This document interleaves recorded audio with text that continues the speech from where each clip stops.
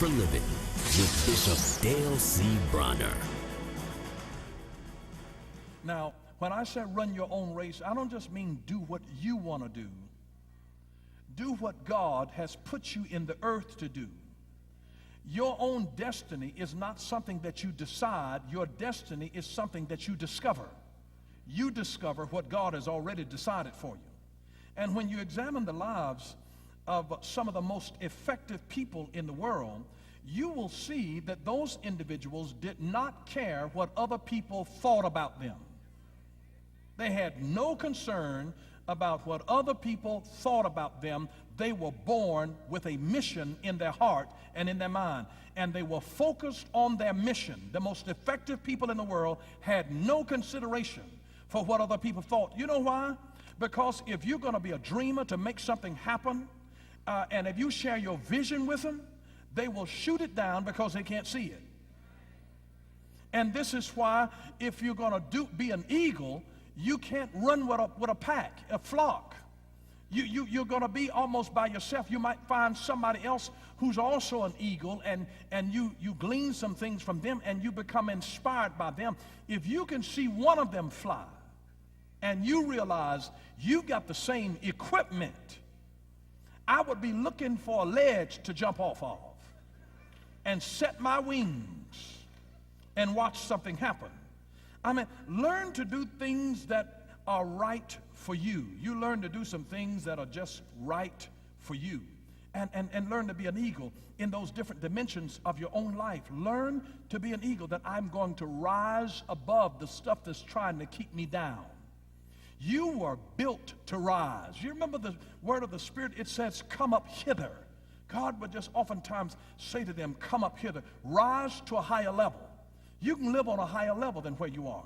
But you can't live on the higher level until you start thinking on the higher level. And you can't think on the higher level until you start seeing on the higher level. That's one of the reasons why you have to wait on the Lord. Listen, it takes patience. It takes patience.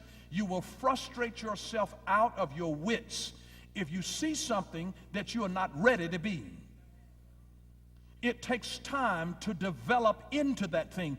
If it is worth having, you have to wait on it. You must wait on it. It has to mature like a good cheese, a good wine. It has to mature. There are certain things that you have to mature into. And it is true with the eagle. He can see some things, but you can't have it immediately. You have to mature into it. They that wait upon the Lord, they shall renew their strength. Right when you thought that you were just about to give out. May I make this plain to you?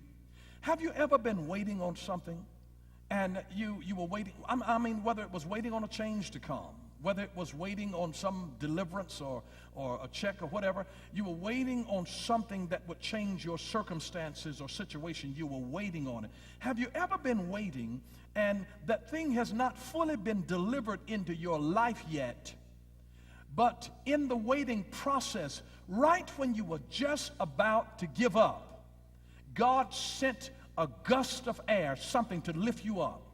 He just sent something that inspired you to say, you know what, you can go on a little further. I mean, because you were like, I've had it. I'm up to my neck in this. I'm through with this. You can have this.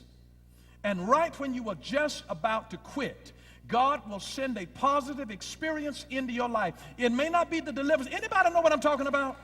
I mean, am I the only one that has ever had that to happen to them?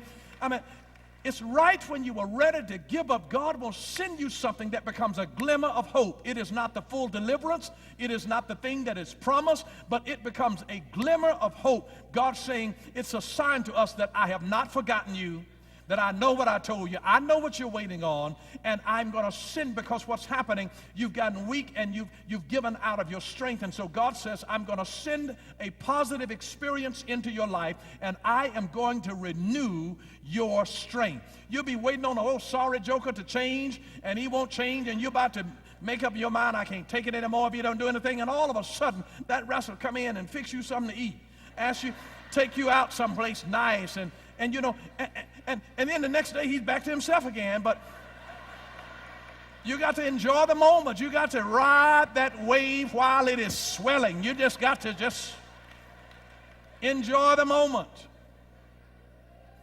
Because God will give you a wonderful experience that it just lifts you. I mean, you just, I can't take it anymore. That's it. I'm done. I call it and throw it in the towel. And then God will send you a positive experience just to let you know, hold on, don't give up yet. Don't give up yet. You hold on. I'm so glad that God knows how to renew our strength when we lose the ability to be able to hold on, that God can send you strength into your life by sending you a gust of wind that picks you up, it lifts you, it inspires you. And it won't be for eternity, but it is for the moment, and it gives us strength. What happens in that moment brings a renewal of our faith, and when your faith becomes renewed, your strength becomes renewed to realize that, you know what, God is going to do this thing. I believe that you were born to fly. You were born, you got wings on you. Folks, you may not be able to see it, but one of your dimensions is that of an eagle. And it was not designed to be with a whole lot of other folks. And it was not designed to run with the crowd and to do the average things that average people do. It is to say that I'm supposed to be exceptional in some particular area of my life. I want you to realize when you fly, put fly on your paper, F-L-Y, because that's what eagles do. They fly.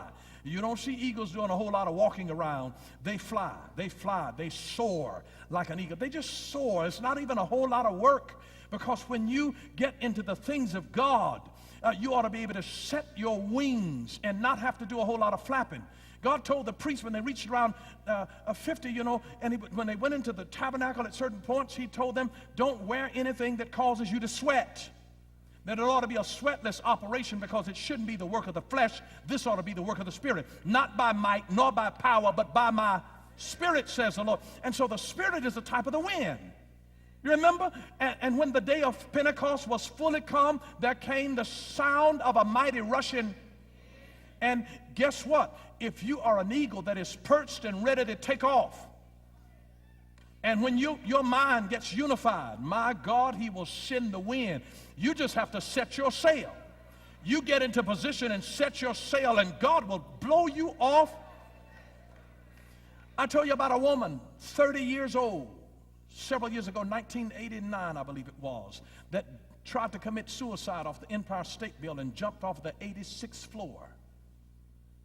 And all of a sudden, a 30-mile gust of wind caught this woman's body, blew her up to the 85th floor in on the ledge. A man saw her out there and pulled her back in.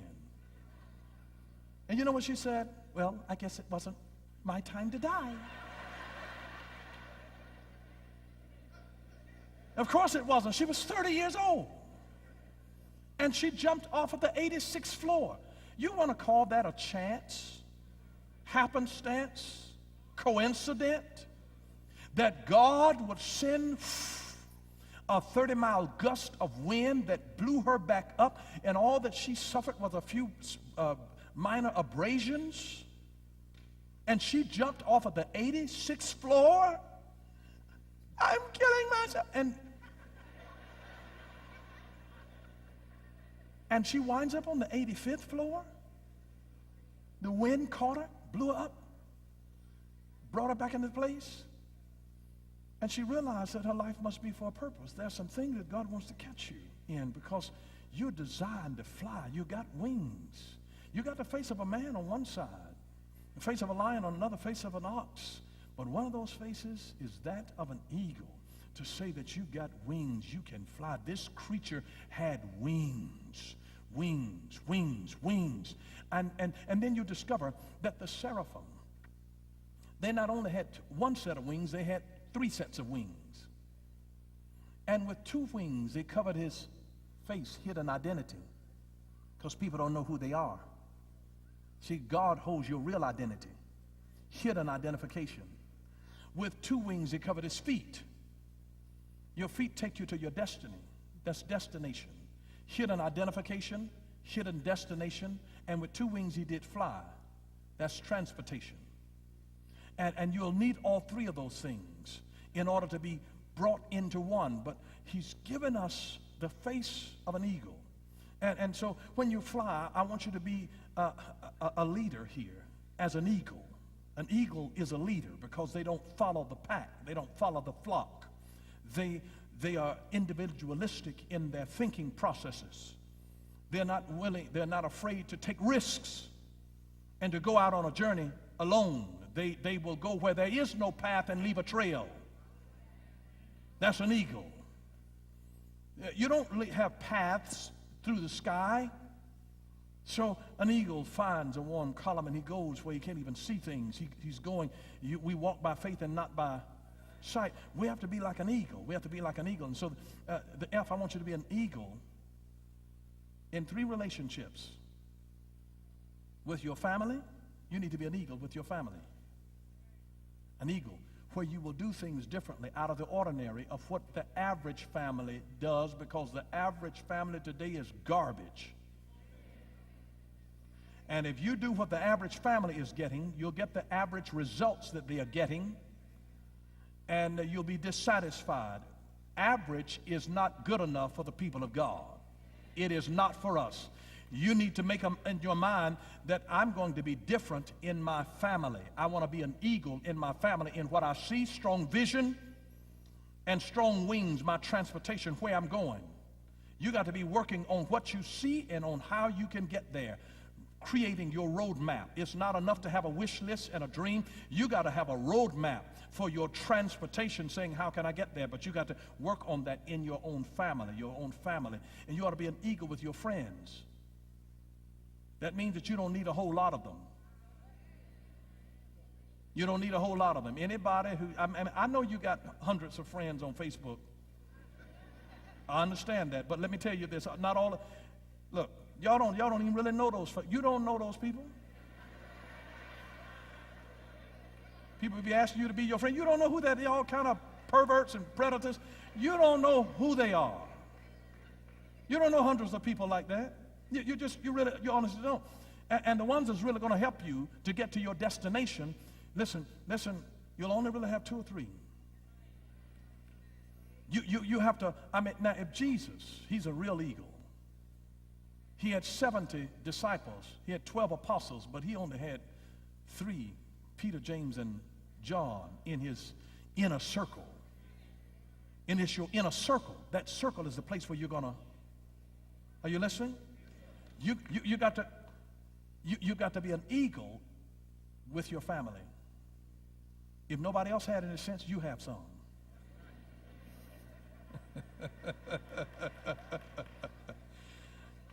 And you might have to study somebody else's family who has some sense. So, you want to be an eagle with your family? You want to be an eagle with your friends. You want to be an eagle with your friends. You want to have friends, just 2 or 3, in your circle who help give lift to your wings. You need just 2 or 3 that will help you to get to your destination. Your family, your friends, and then your fellowship. You fellowship with certain other people in order to get other input, ideas, and exposure. And there are people that you fellowship that you don't live with, and that you don't, you all, in some degree, you might call them associates. You fellowship with people at a party, but you don't really know them intimately. But a family is real intimate, friends are intimate, but fellowship can be somewhat surface. But you want to be an eagle in those 3 areas of your family, your inner circle friends, just 2 or 3, maybe 1. Just 1. 1, 2, or 3. When you get beyond that, they get jealous of each other and you don't have enough time for them anyway, so, really, honestly. And your fellowship. You have to fellowship with people who are at different levels, who've seen different things that you haven't seen, who've had different exposure, who can tell you what things can be. Sometimes you have to fellowship with people through their stories in the book. If you don't have access to them, read their story. And then that's the F. And then the L,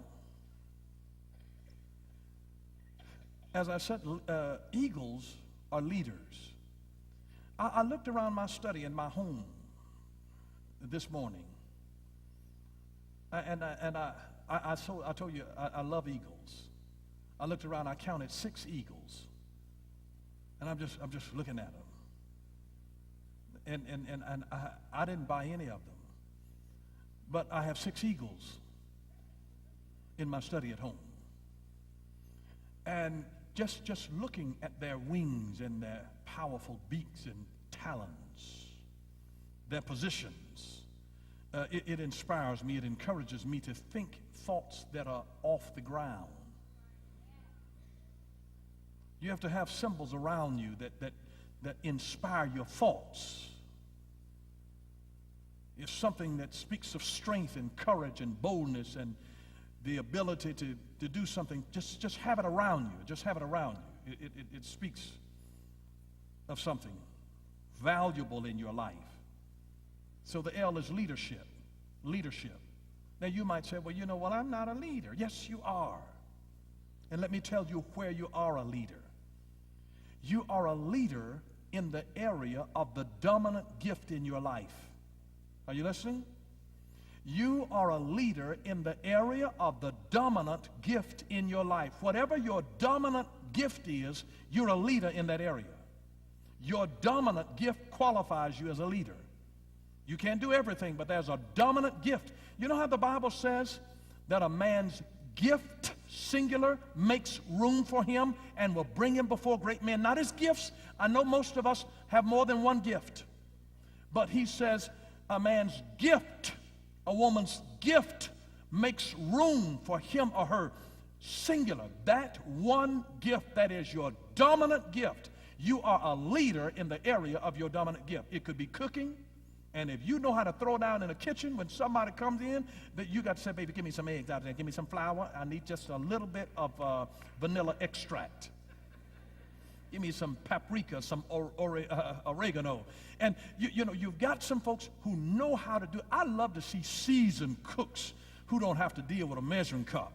Oh, they just know how to do it. They just know how to do it. I like them when they sift their own flour. These young women don't know anything about that nowadays. They just... But if you find somebody, and if that is their dominant gift, there are some people, their dominant gift, they know how to clean. They can clean something inside and out, up and down. They are organized. They know how to set it up in order. And that is their dominant gift. They become a leader in that area. You are a leader in the area of your dominant gift. And you need to think about, what is it that I do better than I do anything else? There's something in your life. Many of you can't get off the ground in some areas because you have not identified your dominant gift. Sometimes the greatest curse that you can have is to be so gifted that you don't know which one is your dominant gift. Because I want you to name me one person who is known for doing 15 different things. But if I called out some names, if I said Aretha Franklin, you'd say, what is her dominant gift? Singing. If I said Tchaikovsky or Liberace, you'd say their dominant gift was...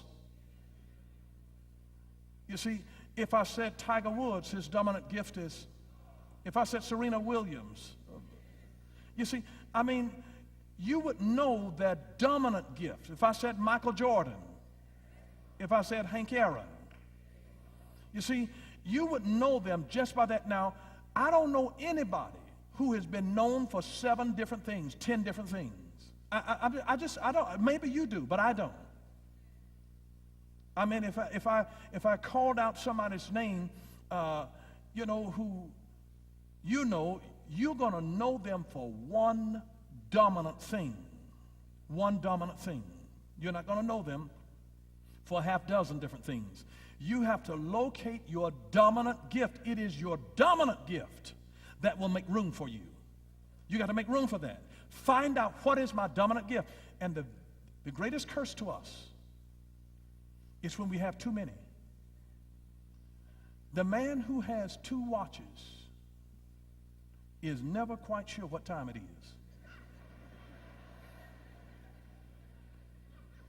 And have you thought about the fact that even a broken watch is right twice a day?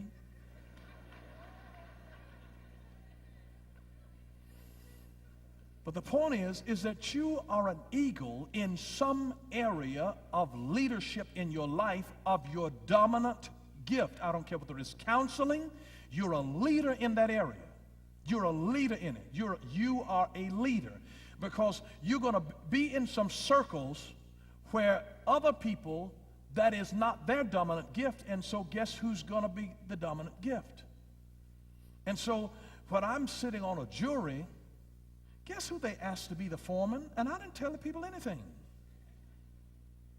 I got in there, I'm like, I'm the youngest one of you all. I'm saying, what are you asking me to be? Don't have these criminals looking at me. I'm on a case with double murder and this, I don't want him to see my face. In case he gets out, I mean, I gave a guilty verdict, double murder in the first degree. I gave it to him as strong as I could, but I really didn't want him to see my face. I don't want to stand up and give my name. Then the attorney had us to stand. They wanted to poll each juror individually.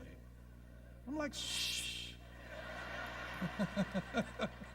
Don't be asking me my name. I'm in the witness protection program.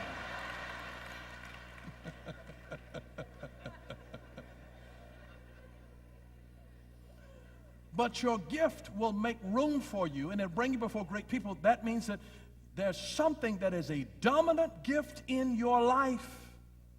And that's the thing by which you will be known. It is not the only thing that you can do nor will do, but it is the dominant thing by which other people will know you. And if you don't recognize it, start asking people. Ask other people around you, your friends, your family members, what do you think of when you think of me? Of course, you be very careful about who you ask that question to. If you're a very delicate person, some people can be brutal with you. So you have to be very, very careful with that. And then I want you to be a leader, not only with family and friends and your people that you fellowship with, in terms of an eagle in those circles, and not only an eagle in the areas of leadership of your dominant gift, whatever it is that you do better than anything else. But for the why, I want you to also be an eagle with youth, in that you become a mentor and start sharing with them. In order to be a mentor, you just need to know one thing that they don't know. And you begin to share. You begin to teach that has been committed to you. 2 Timothy chapter 2 and verse 2 says, the things that thou hast received of me commit thou to faithful men who shall be able to teach others also. And so that's what we want to do. We want to take what we have and be able to give it to others. You want to be an eagle with youth. Start with the ones in your own home. Get some good practice there. And then you reach out to others. And the ones that you didn't give birth to, and become an eagle with them, showing them the way. Have you ever noticed how the eagle or a mother bird will go out and get the prey and come back and pluck it and put it in her little chick's mouth? Have you ever noticed in the eaglet's mouth? They feed them. We've got a responsibility not only to feed ourselves. We've got to take some of the stuff that we are eating and put it into the mouths of our eaglets that we're raising. Put it in the mouth of other eaglets. You got to put it in their mouth. We are allowing MTV to put too much stuff in our eaglet's mouth. And you have the ability to do that, and that's why I want you to be an eagle with youth, so that you're putting something of life. Real eagles primarily they subsist on live prey, not dead roadkill. They like to get live prey. They want to catch it. They're on the move, and they're going to catch something that's moving. They want their meat to be fresh. They're not going to get something that the car has run over. Buzzards and vultures get that. The eagle gets live prey. They'll catch a field rat. They'll catch a rabbit. They'll snatch a fish right out of the water. They eat live prey, live prey. You got to feed on living things, something that has life in it, the Zoe life of God. You got to feed your mind, your spirit, with things that have life in it if you're really going to be like an eagle. That's what we learn from the eagle. I want you to be like the eagle. With your family, your friends, the folks that are in the fellowship of wherever you are. I want you to be an eagle with your dominant gift that is in your life, and let that bring you to a position of leadership in your area of your dominant gift. And I want you to be an eagle with young people, that you take some of the stuff that has fed you and you bring it back and you put it in their mouths and let it feed them and strengthen them and nourish them. God will give you keenness of sight, keen vision to be able to look and see targets that are way off, and he will give you wings, which is God will accelerate the things that you need in your life desperately, because you can be waiting on something for a long time, but when God gives you wings, you might have been waiting for it for 10 years, 15 years, 20 years, but when God gives wings to something that you have seen by vision, that you're carried by the wind in a moment of time, and God in the twinkling of an eye can bring something into your life to literally change your life overnight. You can meet the right person overnight, whether it is for marriage, whether it is for promotion, whether it is for a job opportunity. You can do it in just a twinkling, and you've been waiting for this moment, and all of a sudden God accelerated you because God gave you wings to be able to get place faster than you could have ever walked or run. And so he gives you the wings. He's given you the vision to be able to see beyond where you are to a target that is way off. Whenever you talk about vision, vision is always for an appointed time.